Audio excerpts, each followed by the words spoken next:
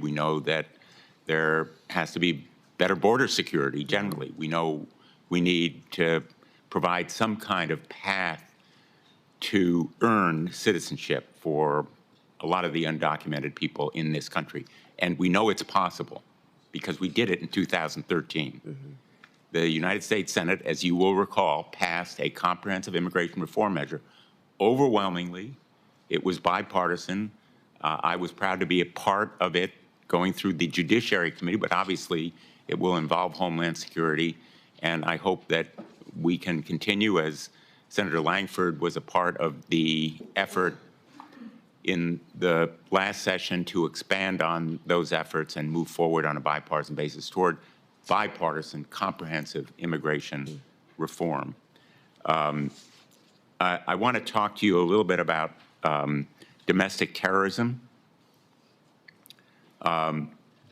which we discussed during my previous round, and I know you've discussed it afterward, including not just migrant crime and radicalization by ISIS, which are real and present problems. I also want to ask you about domestic terrorism events unrelated to groups outside our borders. We've seen a rise in anti-Semitism in this country. It has spiked beyond any prediction.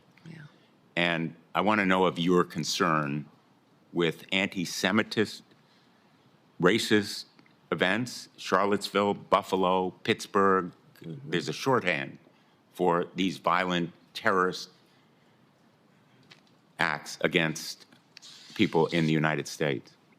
Yes, Senator, I'm very concerned about what we've seen in this country as far as anti-Semitic violence that has happened. In fact, last year during our legislative session, I brought legislation to more clearly define it so that we could fight it in our home state. And I'm hopeful I can work with you to continue to do what we can to make sure that we are addressing this rising threat and not facilitating it in this country.